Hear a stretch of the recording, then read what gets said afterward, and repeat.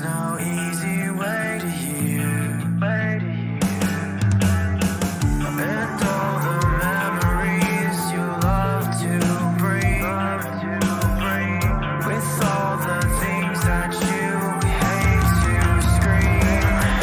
So tell me, hollow on the inside, there's no trying to hide from this monster inside me. So if you try to criticize me, like the world defines me, it is dumb, what I have become.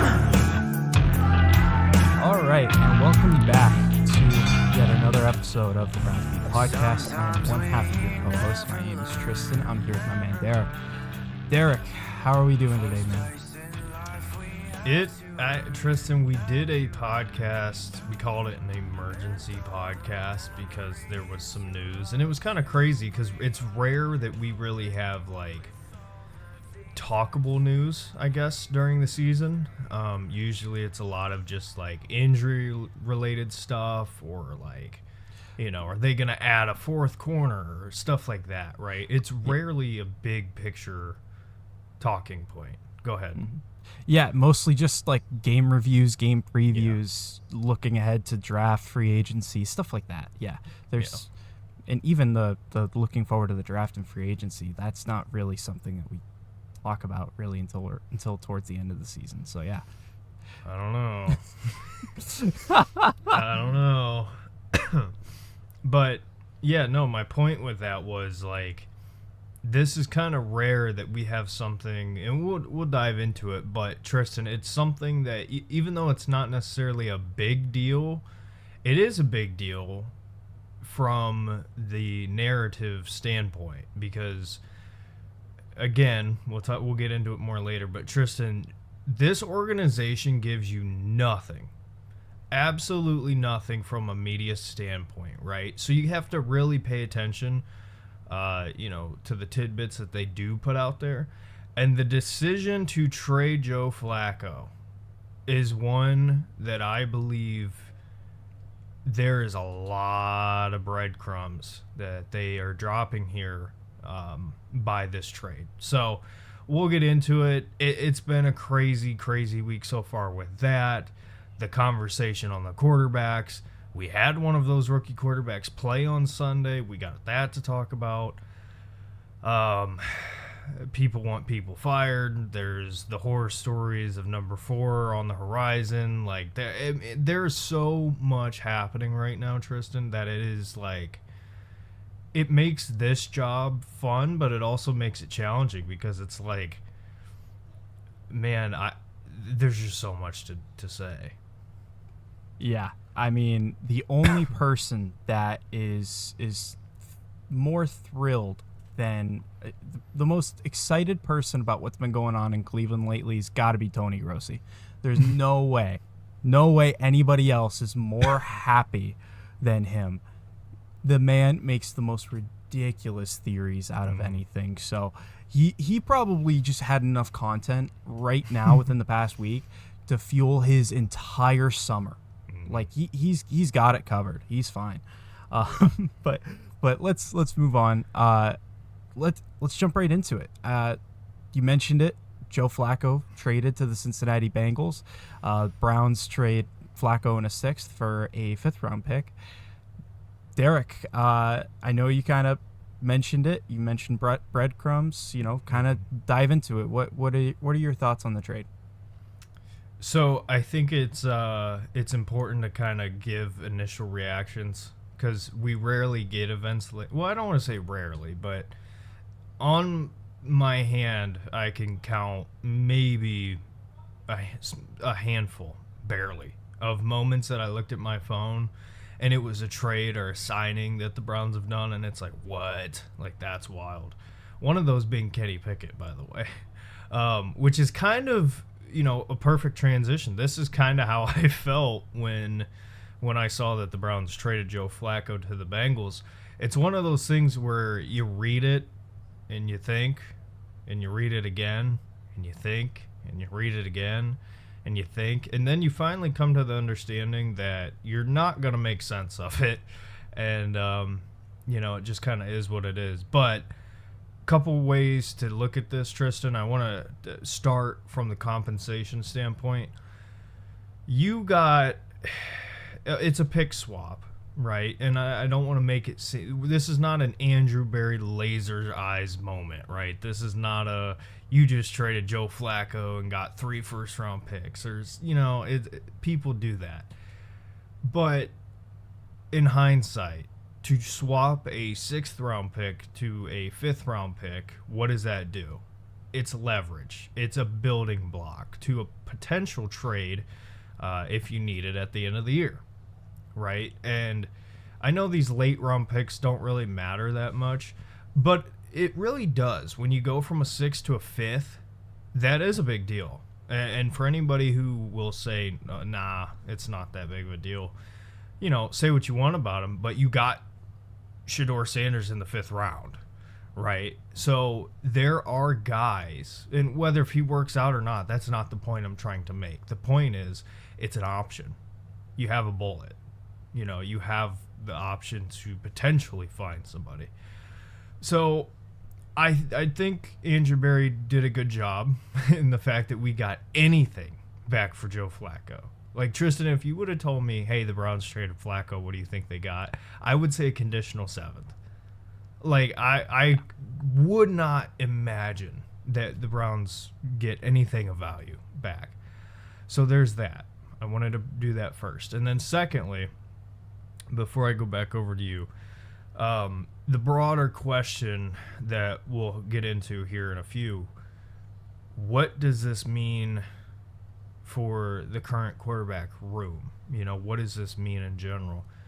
Tristan, I think the Browns had a plan, and this is what I mean when I say the breadcrumbs. I think the Browns had a plan with Joe Flacco, and they thought he was going to be not the same, but if not similar to the first run he had in Cleveland. I think that is what they thought. And it's what it looked like, by the way, when Joe Flacco came in the preseason. I know it's preseason football, but just walked right down the field, executed the offense. I think that's what they thought they were getting. And then, midway point of the year or sometime around there, I think then they were going to look to see, what the rookies have, unless we're in a good position. Now, Tristan, I think this opens a can of worms that spark an endless conversation as far as what this means for the future. But as far as initial thoughts, I think this is hilarious. I think it is absolutely hilarious, and I'm going to be honest with you. I don't mean this as a shot if you're a Bengals fan, but I continuously find myself, Tristan, just in awe of the stupidity of the Cincinnati Bengals. And that is crazy as hell for me to say as a fan of the Cleveland Browns, right? As a fan of the team that is known for their stupidity and for their failures over the years, the Bengals don't get talked about enough. And honestly, we could sit here, and if we want to be honest, we could talk for hours about ways the Bengals have just sold their team. But it's wild. This is one of those things, Tristan. It is just wild. So what initial reactions? What was your reaction when you first saw it? I know you told me, but for people at home, go ahead and let them know. Yeah, I was at work. I clocked into work at 1:00. The trade happens at 1:15, and I was busy the whole day. Didn't even get a chance to even peek at my phone until like 6:15, and I did a peek at it, and it was a Mary Kay article talking about what does the Joe Flacco trade mean for the Browns, or it was something like that. And I was like, huh? We traded Joe Flacco?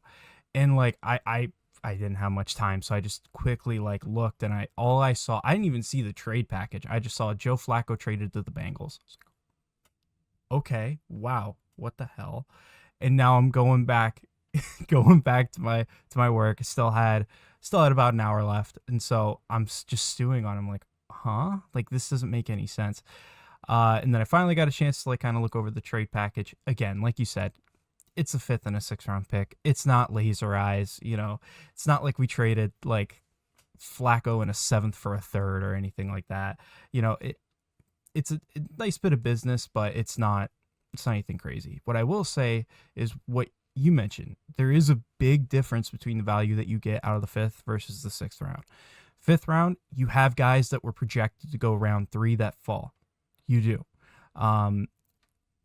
You have guys that are falling that maybe they end up being UDFAs, but because you have that extra pick earlier, you know, you can guarantee yourself that selection in case if somebody else wanted to pick him earlier, regardless.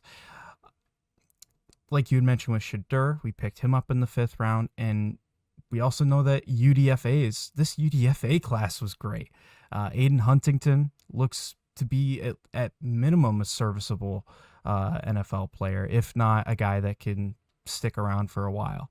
And then you've got Isaiah Bond, who, again, was a projected like round 2, round 3 guy, has some off the field issues, falls all the way to being undrafted. And then we sign him, and now he's in minimal opportunities, look pretty solid. So yeah, for me, Derek, you're right. It's more so about leverage. You had the leverage, you took advantage of it. I will say this: if it was Flacco in a 7th for a 6th, that is a completely different situation. Because 6th and 7th rounders, man, it's like handing out the free stickers at like the dentist's office. You know, like there's nothing to it. Like 2 versus 1 sticker, like it's not that great. Versus, you know, you get a nice tube of toothpaste. You know, if that's the 5th rounder, like okay, that's useful. Dumb analogy. I'm sorry. Anyways, that is a crazy one to pull out of your ass for an analogy there. Good job. Thank you, sir. But regardless, so overall thoughts. At first, I just was like, I don't know if that makes sense. Why would you want to move on from Joe Flacco? Especially because in my mind, and I still believe this, by the way, if something happens to Dylan Gabriel in the middle of a game and he gets injured, I don't want Shadur's first snaps in the NFL being that. He shouldn't have to, for his very first snaps, come in the middle of a game and try to figure it out then. He, in my opinion, if you're going to end up turning to him, he needs a week to practice. He needs to have that game script for the first 15 plays. He has to have that opportunity to be able to fully prepare and understand that he's going in as the starter. Because listen, you might say like, oh yeah, he's ready. He will himself say that he's ready. It's completely different going into a week as a backup versus going into the week as the starter. Even with the play calling, the play callers will have plays that they feel are best for you. They go into the game with that. So it's a completely different thing. So for me, I always liked the fact that Shadur was going to be staying at number 3, because then you have Joe Flacco, who, if Dylan Gabriel were to get injured, Joe Flacco can step right in and at least give you something for the rest of the game, and just protect Shadur. So that was, for me, my perspective on it, and I still feel that way. I think that Shadur, he shouldn't be the number 2 quarterback right now, not because he's not worthy of the spot, but because he shouldn't be thrown in there in a situation where, as a rookie, any rookie should not be thrown into that situation. So yeah, I'm kind of conflicted, you know, where I understand why we did it. We got good, solid value for it. Kind of leaves us in a weird situation with the quarterback room. And the last thing I'll say is, part of me also thinks that they just did this for Joe, right? Like, Joe Flacco, after he was told that he was benched, he was probably thinking, That's it for me. Like, he was not really gonna get another opportunity to be a starter in the NFL like ever again. And now 1 week later, he's gonna start for the Bengals against the Packers. Like, he was asked multiple times to come in and do a job and do it well, and didn't have the best supporting cast in the best situations and conditions. That run 2 years ago was unbelievable. I'll never forget that with you. That was awesome. Beginning of the season, it was tough, but he stood in there. He took a lot of hits. I feel like we kind of owed it to him to give him that opportunity again. And it's professional. It's professionalism from the Browns front office. And for that, I can't be angry at them for the move for those reasons. Yeah. The funny part about it to me, Tristan, is like, yeah, you're doing Joe a favor. Like, as an organization, the Browns are doing Joe a favor. But where I fall back on is it takes two to tango, and the one that made the call in the first place, they reportedly, allegedly, didn't even call about Jameis Winston or Russell Wilson, which to me is hilarious. I think that is the funniest thing in the world. Like, to me, Tristan, no disrespect to Joe Flacco at all, but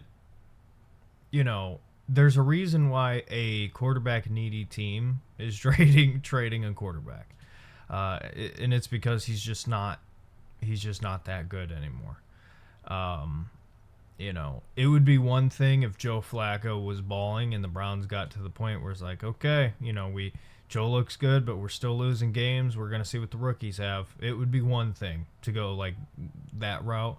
But Joe Flacco was quite literally benched because of performance. He just wasn't playing well. And that's not a knock against him career-wise. It's just he's old and can't do it, and it's a bad offensive line.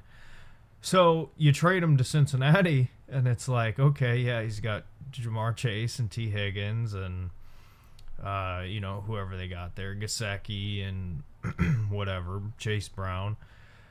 Tristan, who have the worst offensive lines in the NFL? Both those teams in Ohio, baby. I mean, oh, man. To me, like, if I am the Bengals, I'm calling about Jameis. Because at least you can say, you know what? It's going to be a fun season. We literally talked about this last week. You can literally say it'll be a fun season. And with Jameis, he's going to sling the ball. He's going to get that ball to your targets, right? We saw him throwing it like he's been good for years to Cedric Tillman. Oh, Jerry Jeudy. Yeah, loved Jameis Winston, man. He loved him. Yeah. Oh. So, to me, it's laughable. To me, it's just an example of the incompetence in the NFL, right? And a lot of people do this, and I don't want to be this person, but I think, like, my grandma said this to me before a couple of times, but, like, something will happen, and I'm like, oh my gosh, that is so stupid. Why would they do something like that? And the response you'll get back is, well, you don't think they're smart? How do you think they got to the position they're in? These people know what they're doing. And it's like, sometimes, yeah, right? Sometimes there's situations where, like the Colts with Daniel Jones, right? When they started him over Anthony Richardson, I was like, I get it, but, like, do you really think you're that good?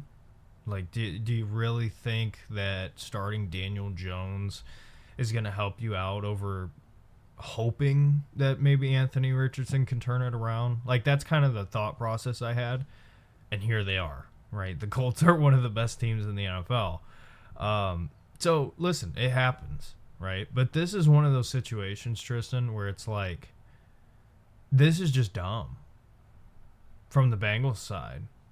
I think it's just dumb. I really do. I'll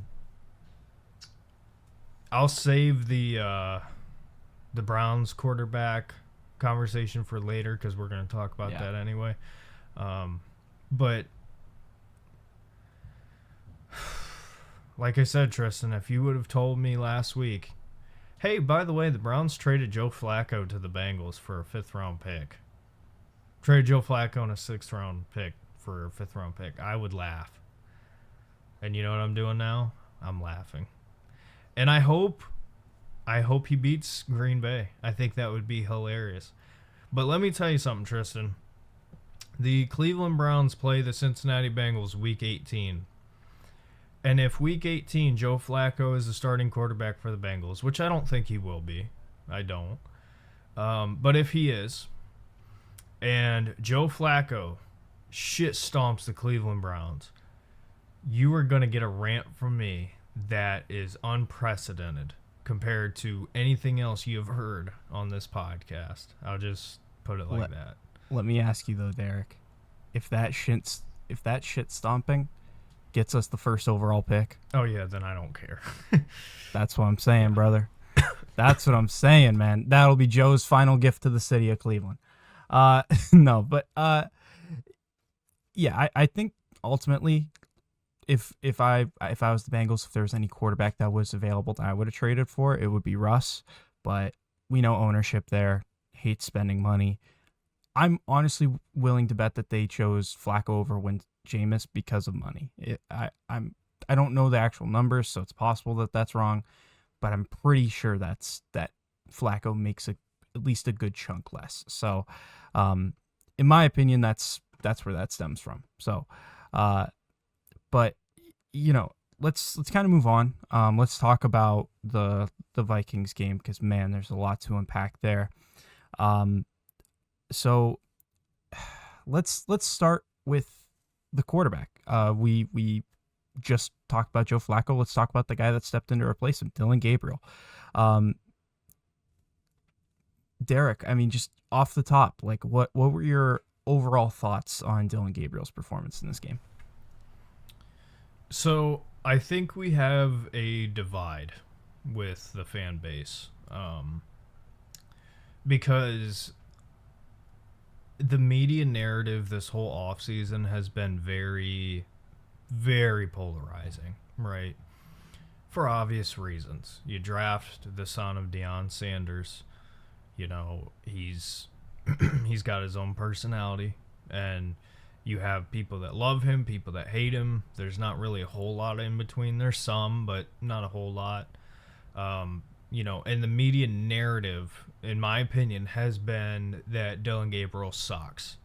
I think there is a large portion of Browns fans prior to him starting this week that thought, hey, this guy is just terrible. Because of what you saw, he had some rough practice clips, completely fair. You know, that paints a narrative.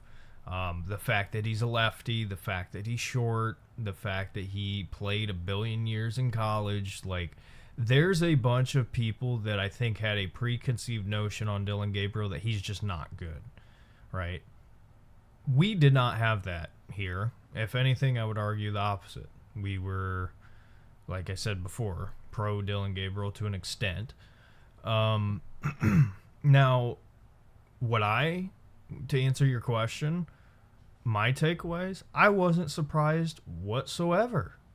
This is what I expected because, again, my evaluation and my expectations on Dillon Gabriel is I think he is a good quarterback that can play within a system and do a solid job. I think he can be a good game manager, the forbidden word, which people think is a disrespectful thing.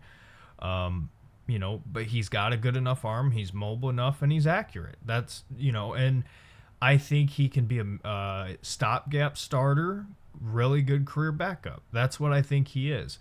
And I don't know I can't remember if it was you, Tristan, or if it was somebody that I was talking to, but somebody said Dylan Gabriel is the modern Case Keenum, which I think is a really good example. I think that is, if you want the closest example as far as what to expect, I think that's really fair. So I'm not surprised at all. Dylan went 19 of 33, 190 yards, 2 touchdowns.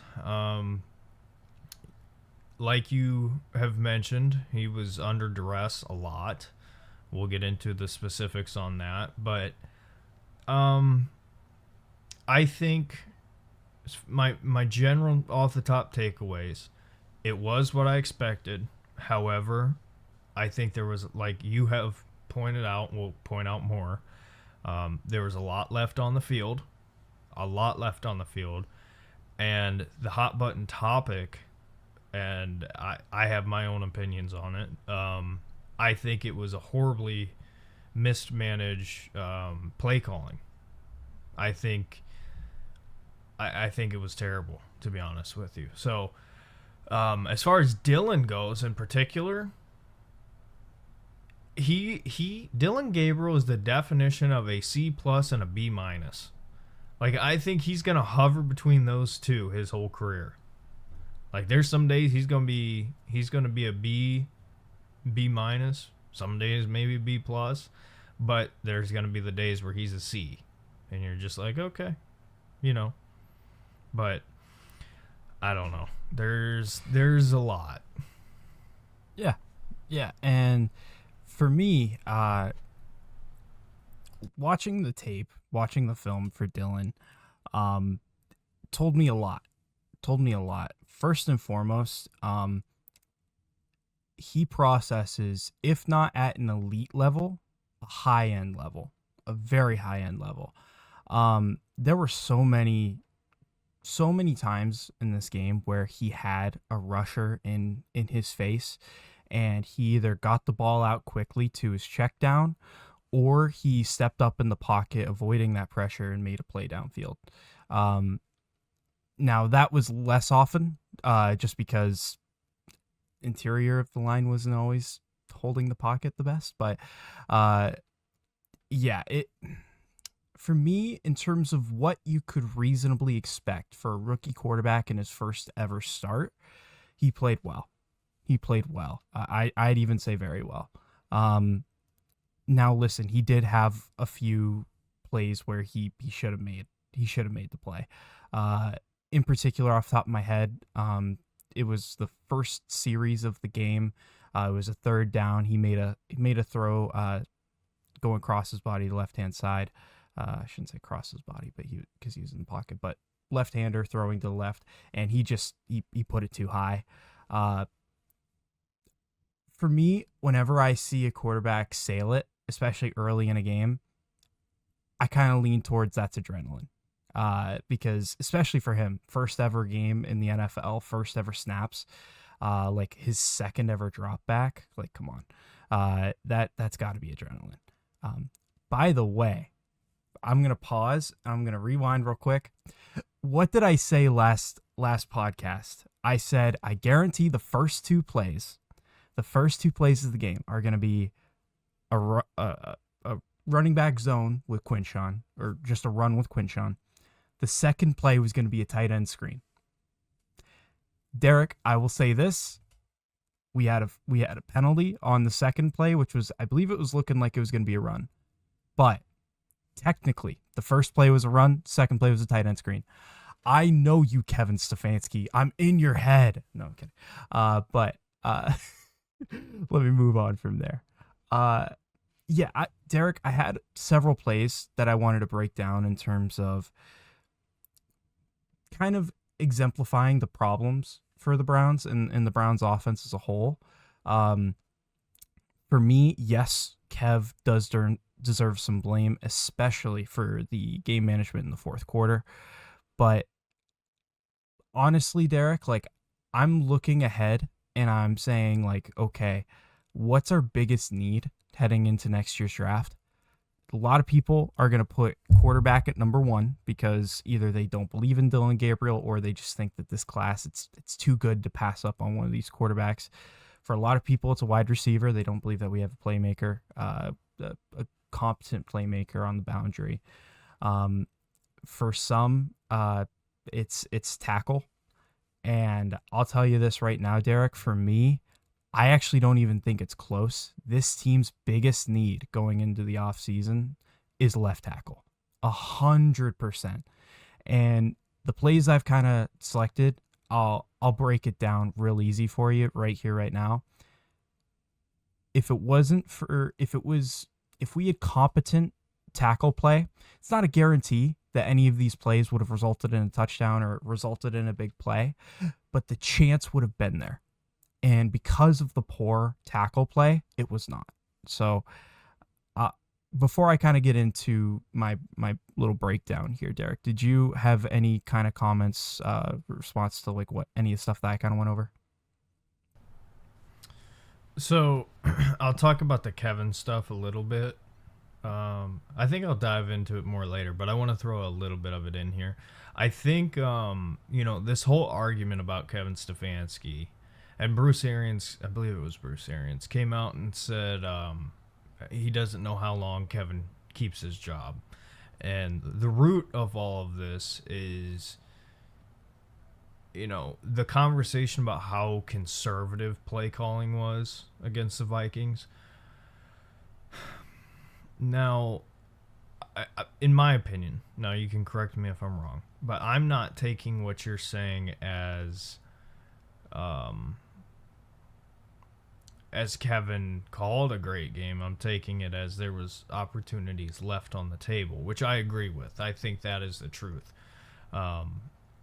My stance on the matter is I think Kevin, and we can have the argument, and I'm not even worth bringing it up as far as like who's been Kevin's guy and, has he had his guy? And, it's been 6 years or 5-6 years, however long it's been since Kevin has been head coach. Tristan, my problem is you got to take the training wheels off. And I'll get more into this later, but like, you watch the Browns offense and then you watch quite literally any other NFL team and it almost looks like a different sport sometimes, just because it is so, I don't want to use the word simple because I don't necessarily believe that. It's not simple, it's just bland. Like, it is bland. It is as basic of a game plan as you can get. You know what I mean? Run, pass within 10 yards, run, pass within 15 yards. Like, if this team wants to take advantage of the opportunity we have, and the opportunity that we have this season, whether if we like it, whether if we hate it, this season is a see what you have season. That is what they're doing. But I think what people fail to realize is Kevin Stefanski is a part of that. Like, they might have told him his job is safe. They might have told Andrew Berry his job is safe. Jimmy Haslam is unpredictable. And we cannot act as if, they won't fire Kevin. They might. They very well might. And historically, after losses to the Pittsburgh Steelers, it usually happens. And guess who we're playing next? Now, I don't believe that he will be fired. I don't believe that. But it is becoming indefensible, Tristan, some of the things that we're choosing to do. And I think there's got to be major changes. Like, I understand rookie quarterback against a really good defense may simplify it. I understand. But, Dylan Gabriel, again, 19 of 33, 190, 2 touchdowns. Guess what? Those numbers could have been more like, 23 of 37, add on 40 more yards. Like, you could have had more plays through the air. Like, you could have. And I'll go even further. I mean, if you want to. Quinshon Judkins had 23 carries, 110 yards, right? 70 yards and a touchdown were taken away because of penalties. Now, imagine, Tristan, if we were coming on this podcast talking about Quinshon Judkins having 180 yards and a touchdown on 23 carries. Or 20, let's just say 27 carries, right? I mean, we're elated. We're sitting here talking about, man, we replaced Nick Chubb and got an elite running back, which is still true. But it goes back on Stefanski. It goes back on Stefanski that we have the holding calls that we have. And it's really an indictment. It is really an indictment that your leading receiver is your tight end at 67 yards, and your second leading receiver is a UDFA rookie. Now, should he have been that? No. But regardless, a UDFA rookie with 2 receptions for 30 yards, 29 yards to be exact. Like, it's an indictment. How many excuses are we going to have? And, like, at the end of the day, Tristan, that is the question. And right before I send it over to you, that is the problem that I have. You have 2 rookies. Great. Take care of them, protect them. They're a 5th-round player and a 3rd-round player. Whether if they should have been taken there or not, I don't care. You cannot go this season on training wheels. If that's the plan here, if we're gonna do this whole training wheels thing, then so be it. I mean, you can mail in the season and you're not gonna really find out a whole lot. Open it up, see what they can do. You know. Yeah. Go ahead. So let me kind of break that down into a couple things. So for me, in terms of penalties, I'll start there. Yes, having that many penalties can that be an indictment on the coach? Absolutely. I feel like oftentimes, especially with our fan base, but a lot of fan bases, the amount of penalties is typically attributed to the coach, but there are times where it has to fall on the player. And KT Leviston had, bless his heart, I know that he probably tries his best, and he's been put in a terrible situation. He had preseason with the Rams, ended up getting traded here like just before week 1, I believe he ended up like starting or having to play a significant amount of reps in like week 2. Like week 2 was when he really started to play a bit more. And he hasn't really had a settling in period. And so I feel bad for him in those regards, but at the same time, he's just not good enough. And several of those plays on offense holding on him, holding 72. So for me, I have a hard time blaming that on Kev, because it's just a guy who isn't good enough to be out there. And that for me falls more on your management than it does your coaching staff. Now, I'll say this. Does that mean that all penalties are on the players individually? No, especially if you have players who, like, for example, on that touchdown run, Isaiah Bond was also flagged for a hold. Isaiah Bond, you cannot hold there. You just can't. That's on coaching. That's on coaching. He himself has to take some accountability for it, but you have to ingrain it in his head as a wide receiver. There's no excuse for you to hold. There's none. But regardless, so that's where I kind of want to leave that in terms of the penalties. I don't mind that he kept the training wheels on for week 1, game 1 against the defense that we talked about going in. That defense is legit. Now I thought that Dylan with the training wheels on played really well, and I would have expected that at least midway through the third quarter, okay, you can open it up a little bit. And for me, this is where there's no excuse, and Kev deserves the blame. Once when we took the lead, packed it in. So uber conservative that you didn't let your players go out there and just try to make a play. You didn't try to add on to your score because you believed in your defense so much. Yes, I understand that you believed in your defense, right? Because they had gotten 2 turnovers throughout the game. If it wasn't for those 2 turnovers, that Vikings offense would have scored more. 100%. Both of those times where there were turnovers, they were driving down the field. like they had at least now the very first one was maybe their second first down. Hard to remember exactly, but they were driving down the field pretty consistently. Their kicker missed a field goal to tie the game. They had those 2 turnovers. Outside of that, I think there were really only maybe 2 or 3 series where the defense really stood their ground and forced a 3 and out. Your defense wasn't lighting the world on fire. So for me, that's where the frustration is you got so conservative and you trusted your defense so much that essentially you let Carson Wentz have plenty of opportunities. You let Kevin O'Connell and the Vikings have plenty of opportunities to figure out your defense. That's where the malpractice with this is. 100%. And, the timeouts.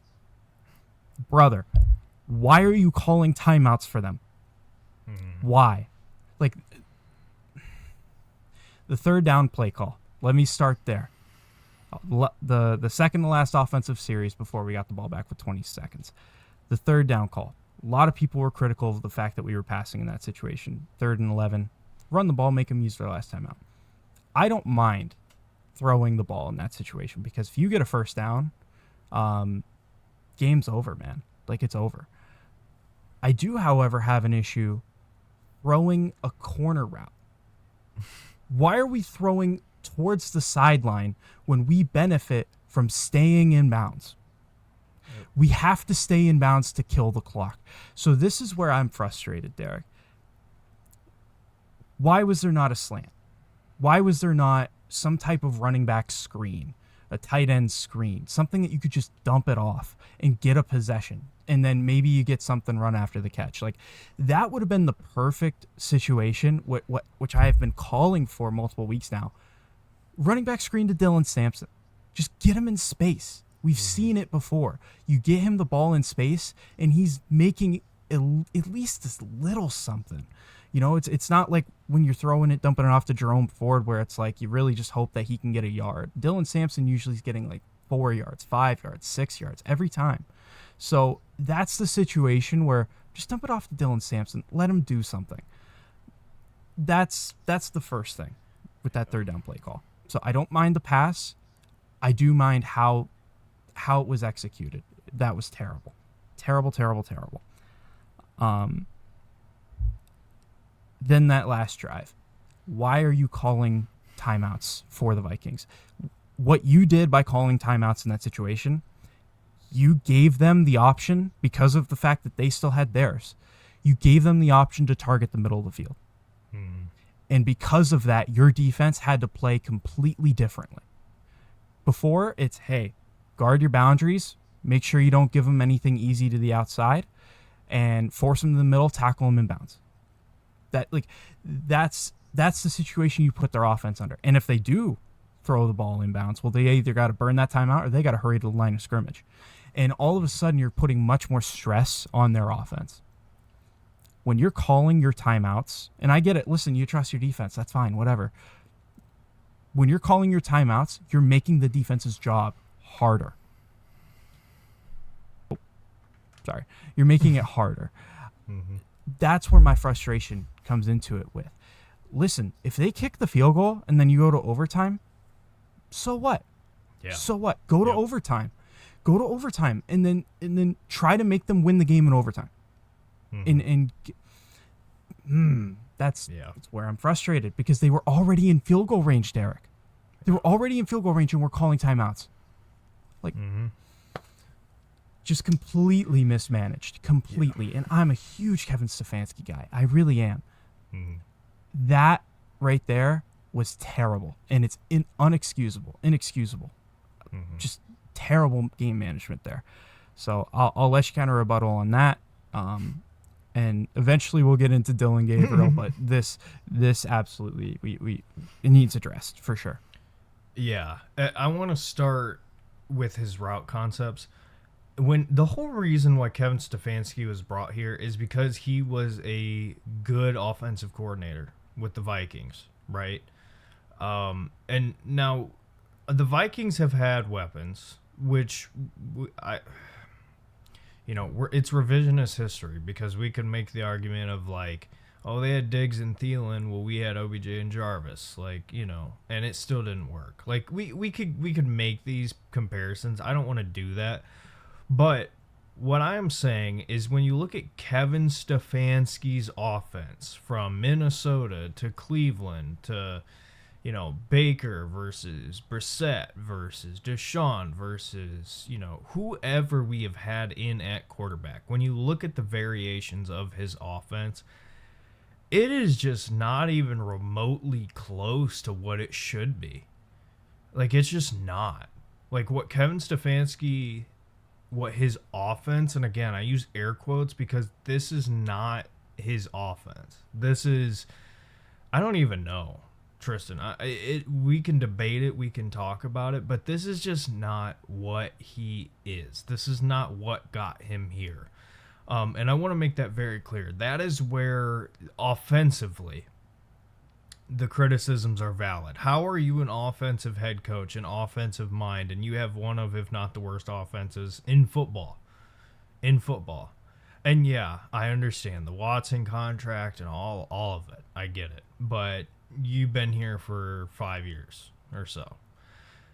Why we don't have a better structured offense at this point? I have a lot of gripes with that. I'll just put that out there. The structure of the offense in general, I have a lot of gripes with. But to your point, the game management, when I look at why the Browns lost this game, you can point fingers a bunch of different ways, but at the end of the day, I do point the biggest finger at Kevin Stefanski. Because like you said, make them use their timeouts, A, and B, all you got to do is just not let them score a fucking touchdown. Like, that's all you have to do. Like you said, if they kick a field goal, you go into overtime, you lose that way, okay. All right. I'm still not going to be happy that you lost, but, I can at least say, all right, I understand, it is what it is. Shit happens. But you give up the game here with 30-something odd seconds left, and you should have won. And if you do win this game, by the way, it is a huge jolt of energy going into Pittsburgh, because then you're playing a division rival. You got this young quarterback, first start, you win against a good team. Like, it would have been, and maybe I'm overlooking it, but I think it would have been a big deal. And to me, I look at Kevin and I just say, man, horribly mismanaged. That's the first thing. But the bigger picture argument, as far as the conversation on Kevin Stefanski, I really can't make an argument to support him, Tristan, because, what I like about Stefanski, I'm not seeing it. I'm not seeing the concepts. I'm not seeing the structures that I like, which I understand that is, not TBD. That's not what I'm trying to say, but it's subject to change. That's what I was going for. Like, the offensive structure is subject to change. However, the last couple years and to this point, I'm running out of patience and I'm running out of explanations. So I definitely think Kevin's seat should be hotter. I think some of it is unfair. But I just can't defend it anymore. I can't. So Yeah. So for me, especially to start this year, you've had terrible quarterback play. You've had terrible O-line play. I can understand why the offense hasn't looked great so far. And I can even understand why you didn't want to air it out first game with Dylan Gabriel against that Vikings defense, right? I understand what the fans are saying for sure. And trust me, I'm there. I'm frustrated that we're over conservative and that fear and that over conservativeness is losing us games. At the same time, I can understand his justification for why he had that approach. Where I'm with you on, that cannot continue. Your quarterback proved that he can manage the game. He can do enough to be solid. Did he have a couple of throws that he missed? Especially there was one in the fourth quarter, David Njoku. He just completely missed him. He's got to hit that. But he showed you enough to know, okay, you can actually open up your playbook a little bit more. Yes, is your left tackle situation quite literally horrendous? Yes. But you brought in Cam Robinson. And I don't know about you, Derek, but I'm expecting that he gets to start this week in Pittsburgh. If he doesn't, then, I don't know what that says about him. Because the bar he has to jump over is like 2 inches off the ground. Yeah, so I can understand the criticisms of Kevin Stefanski. At the same time, the quarterback play has been horrendous. It just has. And I don't think that that's even a debate.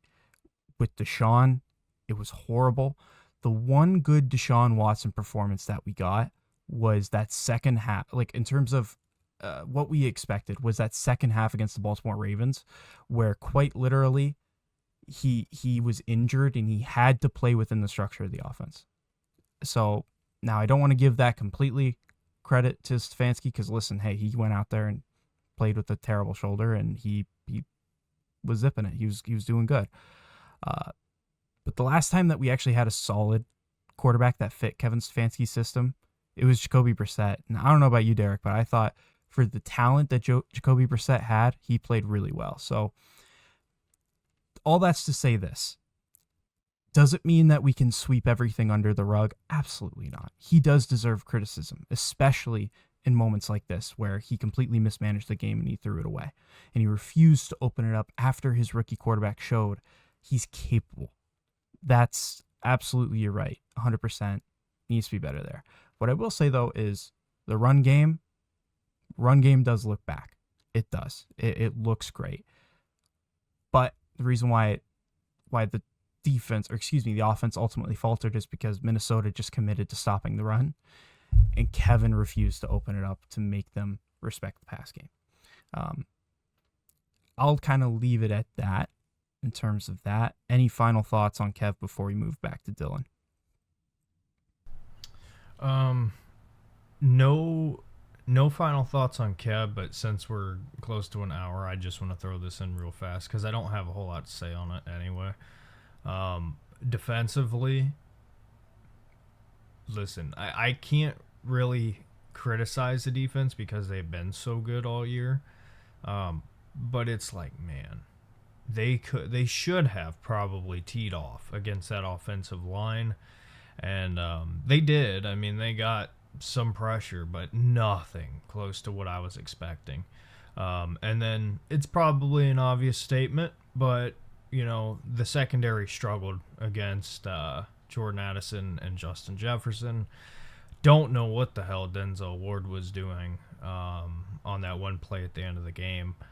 That outside of that, I don't really have anything else to say on the defense or really on the offense. Or on Kevin. I mean, the big picture with Kevin, like I said, I think my problem with Kevin is, again, this is a see what you have year.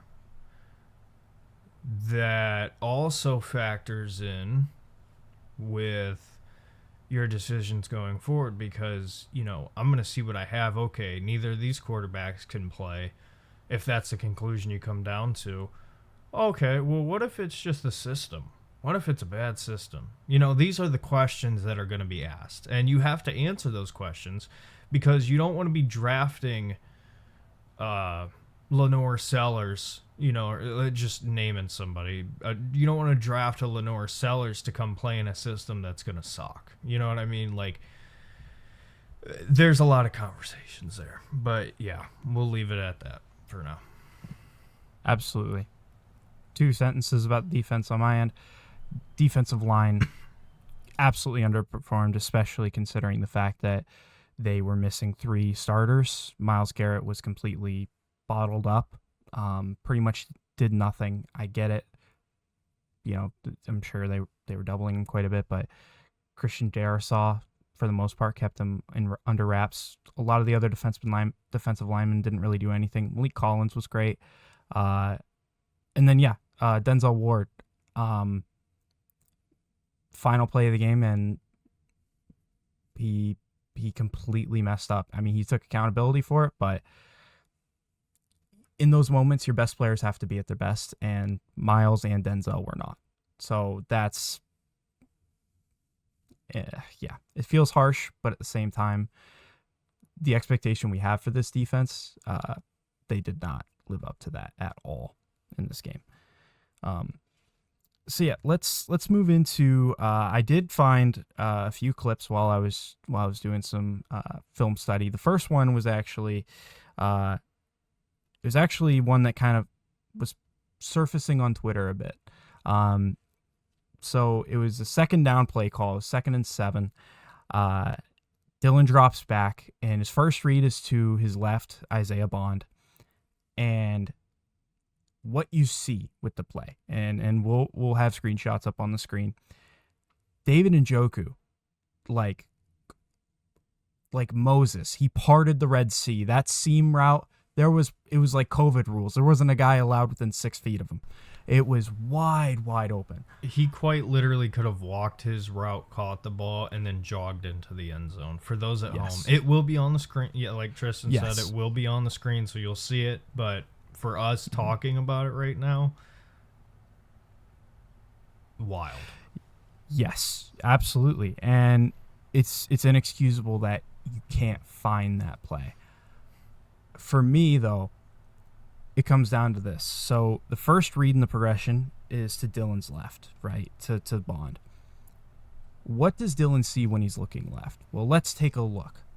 What he sees, pretty much all he sees, is his left tackle getting absolutely smoked. I'm talking between the difference of the snap of the football and the guy actually barreling down the left tackle's completely in the dust, 2 seconds. 2 seconds. Within 2 seconds, he's within a foot of Dylan Gabriel, completely unprotected. So Dylan has no other option but to just chuck it and just kill the play. Because if he tries to force the ball to Bond there's coverage. He's got a guy there that's in zone. You're risking a pick, so you can't do that. If he tries to turn his head and find David Njoku, he's going to get hit either for a sack or he's going to get hit while trying to throw the ball and fumble it. So he didn't have the time to properly progress through his reads, because if he did, his next read, I guarantee you, because it's going from left to right, it's David. It's David, and it's wide open. If your left tackle was just competent and could block for 3.5 seconds, based on what I saw in the film of Dylan Gabriel's processing, he would have gotten it, because he did go through his reads really nicely. I was very impressed with that for him all game. And so seeing that play is so disheartening. So disheartening. Before I move on to the second play, did you have anything you want to bring up about that one? No, other than I think another factor too, and I don't I don't want to say this to be disparaging towards Dylan Gabriel or to try to sound like it, because it is. I mean, it is low-hanging fruit, but it is real. And it's his height. Like, I do believe if Dylan Gabriel is 6'2" there, I know that's a huge jump, but I think there's a chance he sees Njoku. You know what I mean? Like, and what we talked about, it's projecting, and it's just it's a possibility. I'm not saying it as a fact, but it's just one of those things. But it is on the left tackle at the end of the day. Yes. Well, the thing is for me is whether you're 5'11" or 6'5", nobody would have had the time because the first read was to the left, and he didn't have enough time to move off of that first read.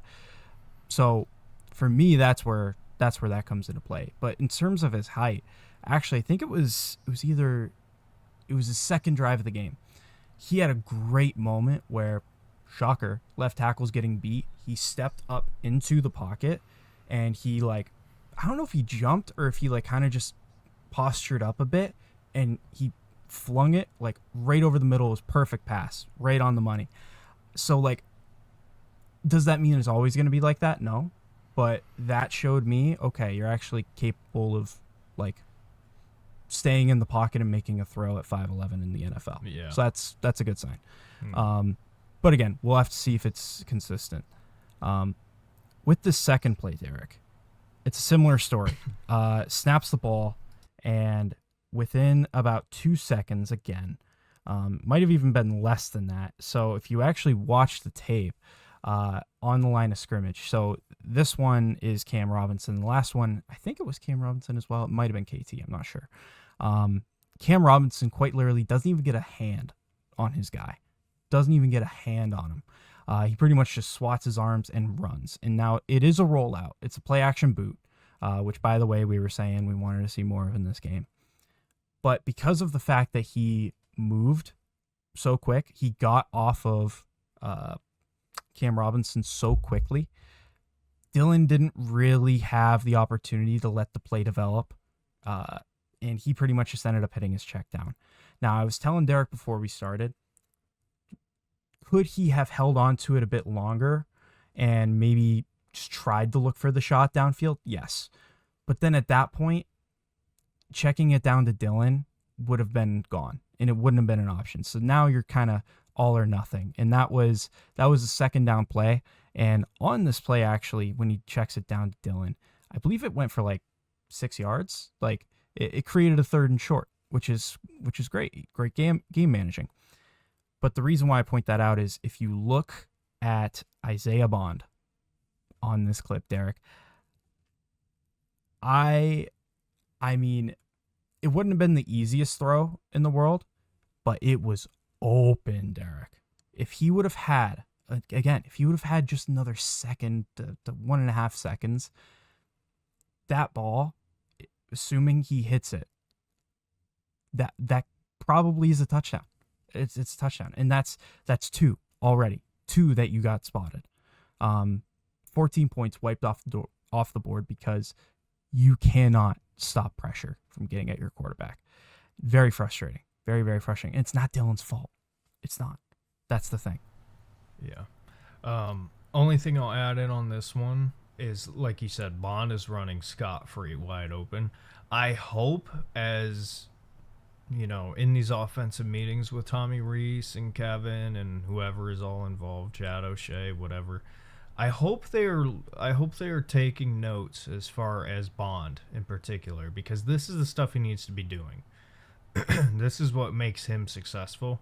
And like you said, the fact that it didn't work this time doesn't mean it's never going to work. Put it in your back pocket, use it again. But yeah, they just need to really be paying attention to this stuff. Absolutely. Yeah, he has shown so far that he has a lot of potential. Just with the offense, how it currently is, especially with that offensive line, doesn't really have the time to show how great of a deep threat he can be. So, but yeah, let's kind of move on. So The third clip that I have here, so this one would have been a lot harder of a play, but again, similar situation. This time it was KT Leviston who got absolutely embarrassed to the inside. Completely got embarrassed there. Or was that the stunt? I can't remember which play it was, actually. I apologize. I can't remember exactly. But regardless, I remember it was 1 of 2 plays that I'm remembering off the top of my head. And he either got beat inside or he didn't call out a stunt and have Joel switch. But essentially, you got the pass rusher scot-free into Dylan Gabriel. I will say this. I usually have nothing positive to say about Jerome Ford. Fantastic pass block there, because he bought Dylan an extra second to do something. That was actually incredibly good from Jerome Ford. Shout out to him on that play, because he saved it from being like a high impact, very, very aggressive sack. it would have been bad. But with that, Dylan gets out of that, essentially steps up, and pockets collapsed. Jerome's on the deck because he just took one for his quarterback. The guy's coming back for him. He just throws it to his check down. If Dylan would have had, I'm not kidding, again, same thing, another 1.5 to 2 seconds, there's Jerry Jeudy on a deep crosser. Now, this is where I say this one would have been a lot harder. So it looked like they were playing like a cover 3. The 2 safeties that I would say that were up there, they were kind of keeping their eyes further downfield on the 2 wide receivers right there. They weren't looking at Jerry Jeudy at all. So for me, it was there. It was there because he got in behind them. Now, where this would have been difficult is it would have been a tough throw on Dylan. It would have. He would have had to throw it right up the sideline, perfectly placed, because if he places it too far inside, it is picked. But if you place it kind of like leading Jerry out of bounds almost and just say, hey, toe tap, it's there. And that play alone would have been like 40 yards, 50 yards, something like that. Like it was there. But again, because of the fact that this offensive line cannot, in particular the left tackle, cannot hold up pass rush, cannot keep their quarterback safe, these plays are instantly killed. And it's such a shame because Derek, those 3 plays alone, probably in total, at least 150 yards of total offense and 14 points. Like, that's why I'm saying over quarterback, and this is crazy for me to say, I understand, over quarterback, left tackle is the most important need for this team going into the offseason. Because no matter who you have at quarterback, your issues with his offense are still going to be the same if you employ the same people at left tackle. Yeah. What I will add on to that is I think I want to pump the brakes a little bit, right? Because you're not wrong. You're not wrong in what you're saying. But what I want to do is I want to give it another 2 weeks. Just another 2 weeks. I want to see Robinson, as far as like he's been in the building and he's gotten a chance to really quote unquote get settled. Like, I want to see that first because he just got here. Like he did not play, when we say KT Livingston and, Cam Robinson, like they rotated. I don't think people understand that. And with Cam being a veteran, like Joe Flacco starting Sunday, which is awesome. I hope he beats the Packers twice. That would really suck for them. But, with him being a veteran, he should be able to pick things up easily. But you have to understand, it's not as much the actual pass blocking or run blocking or technique. It's not necessarily those things. I don't think people understand. The calls at the line of scrimmage by the quarterback are complex and they are complicated. And that is why, this whole development thing and understanding of the offense, right? Even though he's playing left tackle, he still needs to know or you're going to get the penalties. This ain't Madden. right? So give it a couple weeks. Let's just see, right? And if he's terrible, then yeah, absolutely. But, we'll talk about it, not today, but in the future. What do you do with the draft, and where do we go from here, and where do we build, whatever, right? Those are the conversations we'll have. But I will say, if you're going to get a tackle, go get the tackle from Miami or go get Caden Proctor, right? There's two guys in this draft, in my opinion, so far. I mean, I have not done extensive research into it or whatever, but, just based on initial kind of what it's looking like. But, again, see what you have. Can Robinson be a stopgap guy? We need to figure it out. Yeah, and again, I will say, my opinion is subject to change, and I'll also say this: it's possible that on that play action boot where he got absolutely just completely embarrassed, it's very possible he didn't know it was a boot, because he kind of like protected the inside a bit more, and when he did get swiped, it wasn't like he did a ton to try to recover. So I almost think that he didn't realize it was a boot. At least that's what I hope. So, and those are the things that are going to happen, right? I don't think people understand. In Madden, sorry not to bring this up again, but like in Madden, I can trade for somebody. They're playing the next game and they are A-okay, right? In real life, you got to think about it. These are human beings. They are moving. They have to find a new place to live. They have to, figure out what they're going to do. Some of these people have kids. It's a whole thing. It's not simple. It is not. It's very complicated. It's impressive how simple it seems. But you got to factor that in. Like, these guys are moving across. He's coming from Jacksonville, Florida to Cleveland, Ohio. Like, let's give him a week. Texas. Houston, Texas. Yeah. Yeah. So let's see if he can figure it out. Yeah. I don't know. Yeah. No. He deserves some patience. Absolutely. KT. Yeah, sorry, I don't mean to cut you off again, but No, KT's you're a UDFA. Like, the kid is quite literally set up for failure. And he's starting. Yeah. So, yeah. No shit, Yeah. he's terrible. Yeah. Like, yeah. And that's why I said what I said before. Like, the kid's in a really rough spot. With that kind of being said, so any other final thoughts in this game before we kind of just do a quick preview of the Steelers? Any final thoughts? No? Okay. So, Browns going into Pittsburgh. Man, oh man. We've got our rookie quarterback, Dylan Gabriel, going up against old man Rodgers. This is going to be an interesting game, is the best way to put it. Derek, I don't know about you. For me personally,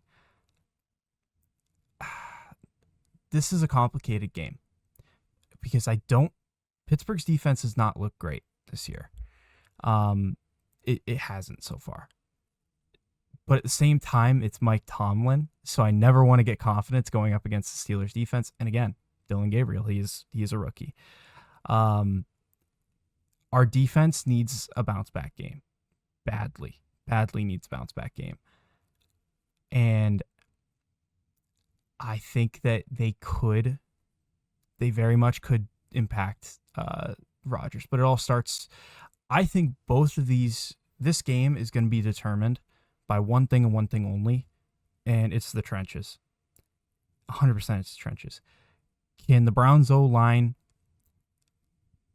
do enough to protect Dylan Gabriel? And can the Browns defensive line create enough pressure on Aaron Rodgers? That's everything for this game. Forget anything else. Like, I don't need to hear about DK Metcalf. I don't need to hear if Jaylen Warren's going to be healthy for this game. I don't need to hear if Jerry Jeudy is going to start looking good again. Nothing else matters in this game. I can guarantee it. I can guarantee this game's going to be won or lost in the trenches. For me, Derek, I don't want to predict the Steelers win. But I will say the mountain that the challenge that's in front of the Browns, it is a challenge. But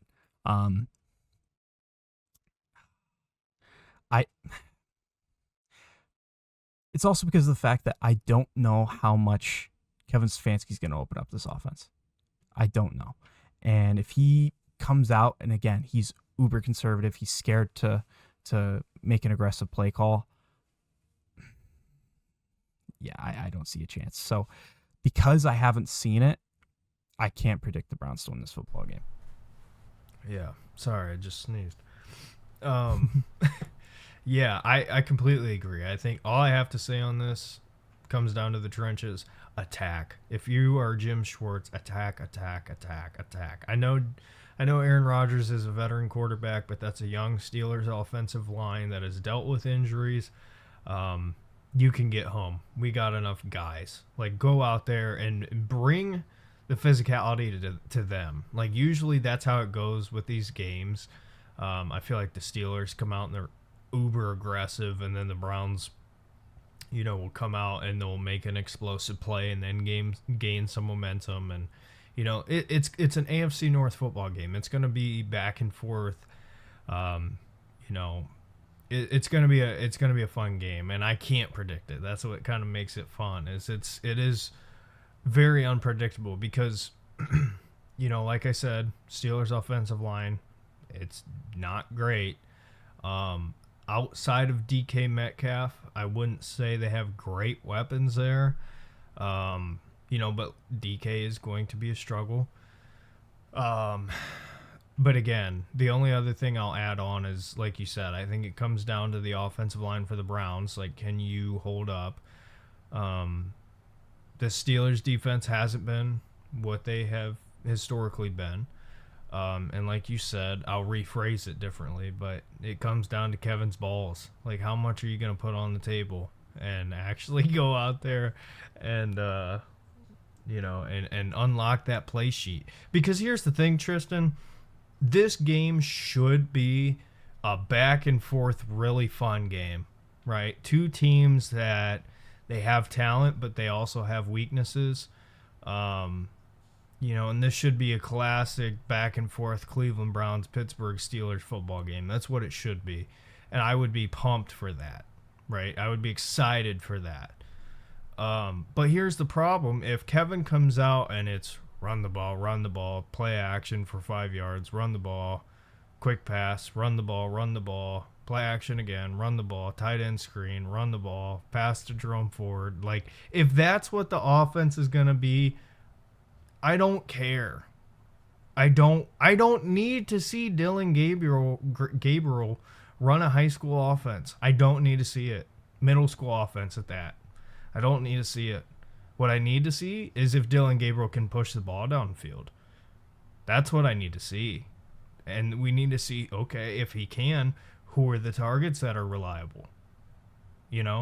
So, yeah, I mean, this game, the Browns could either lose this game because of stubbornness and, in my opinion, stupidity, or you can go out and you can just say, you know what, let's go play football and let's, see where you can attack the weaknesses you already know that are there, and you can win this game. Steelers are not great, but they are competitive as hell, and they've gone toe-to-toe with every team they've played because they just play football. They just play the game. So I hope we don't go out there and try to run the system and whatever. I don't know. You get the point, though.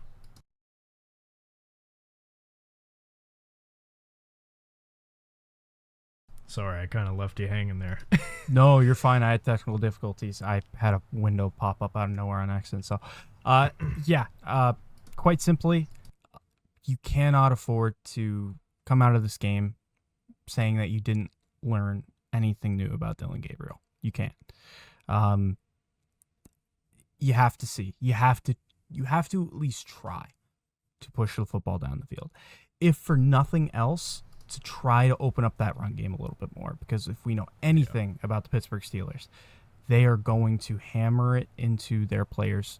Mike Tomlin's going to hammer it into his players every single week. The first thing on the board, stop the run. Stop the run.